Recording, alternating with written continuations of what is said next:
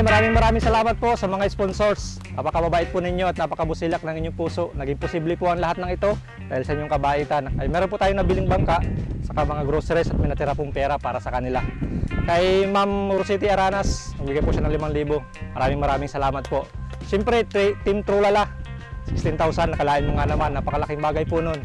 Team Trulala again, maraming salamat. Sir Rod, nagpadala po Sir Rod ng 2,500. Maraming salamat po. Saka shoutout po sa twins ni Sir Rod, si Julia and Faith dyan sa Virginia, USA. Hello twins! So let's go! Surpresahin na natin yung mag-asawa, si Kuya Nolito at saka si Ate Cherry. Tara, nangangawil daw sila doon. Pero bakit nga ba sila napamahal sa ating mga sponsors? Sapagkat humanga tayo sa pagpupursige ni Tatay Manolito. Nagamit ang kanyang balisang kawayan ay itinatawid niya ang araw-araw na pangangailangan ng kanyang pamilya. Pero higit pa doon ang natuklasan natin nung pumunta tayo sa kanilang bahay. Huwag mo na akong bubugit-bugitan ko. Ano bang kumahal? Dahil natuklasan natin na may pagkakataon ding nasasaktan siya ng kanyang asawa dahil sa umuuwi siya ng walang nahuhuling isda. Kaya naman to the rescue ang ating mababait na sponsors para tulungan sila. Ano man pang-hold up? Pag hindi mag-hold up, hindi man ako magnanakaw. May ginawa, maging niya ako, naghihingi na lang ako. Yun. Ayan. Okay. Ops. Dito tayo, dito. Dito tayo. Kawaw, ikaw, alin ang waw? Ops. Yan. So yun mga ka-wild. So ayan, nandito na sila Ate Cherry at si Kuya Litoy. At sa tingin ko naman ay hindi na si Kuya, kumbaga sa ay ayos na Kuya, ayos na kayo. Ayos na, ayan. So dahil dyan, mayroon sorpresa yung ating mga sponsor, di ba? Sabi namin sa'yo, baka magpadala ng tulong yung ating mga sponsor. So ayan, hindi tayo nabigo. At sana makatulong to ng malaki sa inyo. Ayan, so bubuksan na natin. Ayan. Okay, 1, 2, 3. Wow! Maraming salamat! Sa tulong sa akin, sa amin. Hindi na kami mag-iiti sa mga may nararamdaman namin. Salamat po. Ang dating nagugutom-gutom kami. Malaking tulong na po ito sa aking pamilya, sa mga anak ko. Maraming salamat. Hindi ko akalain. Ganito pala. Pamilya. Ako natatawa. Natatawang lalila. Parang katuwaan ko. Sa Maraming salamat po sa mga nagbigay po sa amin. Kung sino man sila. Sa inyong lahat na. Tulong na po ito sa aming pamilya, lalo na po ito sa mga anak ko. Ako nagpapasalamat. Hindi ko makakalimutan, pasalamat ko sa inyo. Yan lang yung kuya, tira mo. Yan lang yung kuya, tira mo, meron pa yan, oh. Hindi ko talaga makakalimutan yan. Ako'y natatawa na na. Natatawa ako. Kunin pa namin yan. Ako muna ito at may ano yan. Ay, pasalamat ko talaga sa inyo. Bigay mo kay papa mo. Bigay mo kay papa. Ganun pala talaga pag siniswerte. Kung talaga may swerte ka pa talagang may mangyayari pa. Ibigay na ngayon. Kasi kuya ng mga sponsor yung pag-isikap nyo. Maraming salamat. Sponsor yung pag-isikap nyo, pagkatagal nyo sa kabila ng mahirap na kalagayan nyo. Kaya po. Ang nararamdaman ko ito. Ang nararamdaman ko ito sa inyo. Talaga. Hindi ko makakalimutan kahit kailan. Parang magulang ko na rin ang lahat ng nandito. At lahat ng nagtutulong sa akin at kung sino man sila. Mga sponsor po yan, kuya. Parang isa ko na rin magulang. Salamat po sa mga Magbigay po sila ng 16. Salamat tulong sa sa inyo. amin.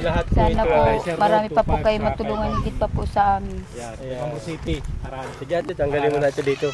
Ito, idinikit lang namin para hindi. Talagang lubos-lubos ang aking pinapasalamat at ang aking matitikman kung gaano sila magmahal sa amin. Mga pamilya.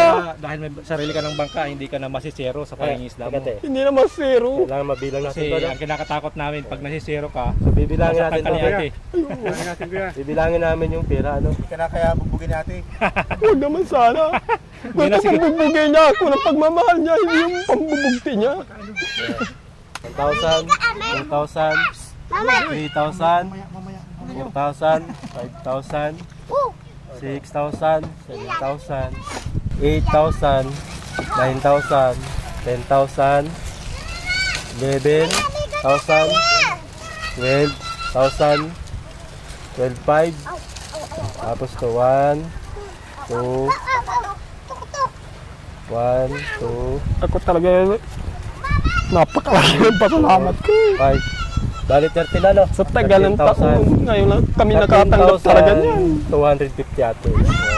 Saka ito pong grocery, ito yung resibo ko, kulang-kulang Ayan. 6,000 yung grocery. Yan. Saka nagbili tayo ng halagang 6,000 na bangka.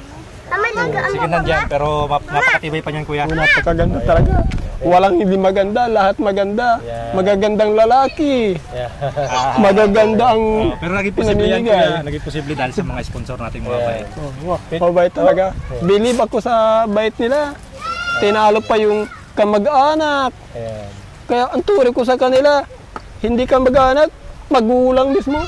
Tapos, Parang Diyos na rin ang turing ko sa kanila. wag Ano kayo? Oh, di ba? Ang Tao Diyos, lang silang nagmamalasakit. ang Diyos, mahal na mahal ko rin. O, Pag ganun tunurin din mo sila. silang parang Mahal na Diyos. mahal ko rin. yung Diyos na nagbigay sa inyo ng mga ang totoo, minsan ginagamit lang ng Diyos yung mga tao. Ah, Kaya yung taong ginamit ng Diyos, wag natin ituring na parang Diyos kasi magagalit yung Diyos sa atin.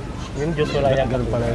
Sorry na lang. Sa sobrang pasalamat Oo, ko, tama. parang medyo naligaw din ang aking... Ano ate, parang ano, Maraming salamat po. Maraming Kay salamat. Rosete Aranas Team Trulala. Aranas. at kay Rod. yan, kay Rod. Yan po yung mga sponsor, maraming salamat. Maraming salamat po sa mga sponsor na nagbigay po sa amin. sponsor sa nagbigay sa amin. Ngayon lang po ako ngayon wala natin nakaranas ng ano, nakatanggap ng gaitong ganyan. pagkain.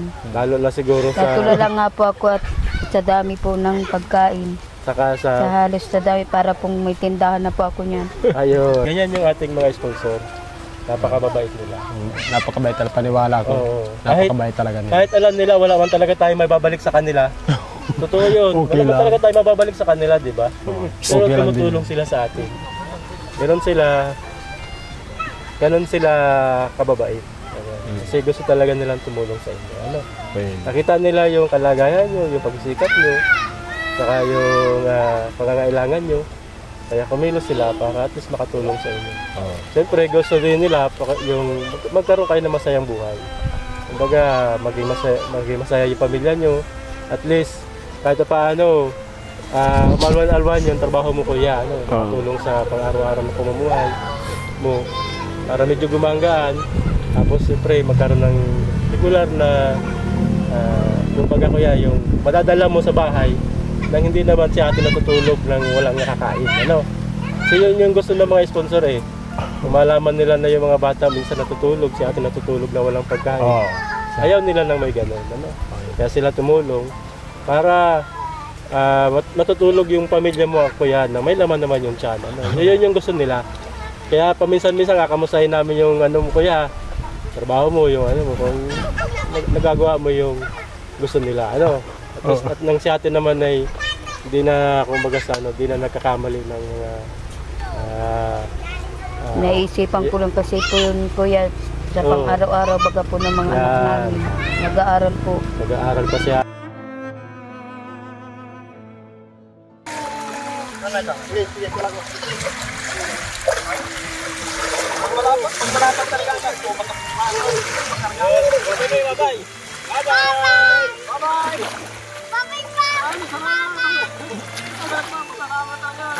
Maraming salamat sa mga tumulong sa akin.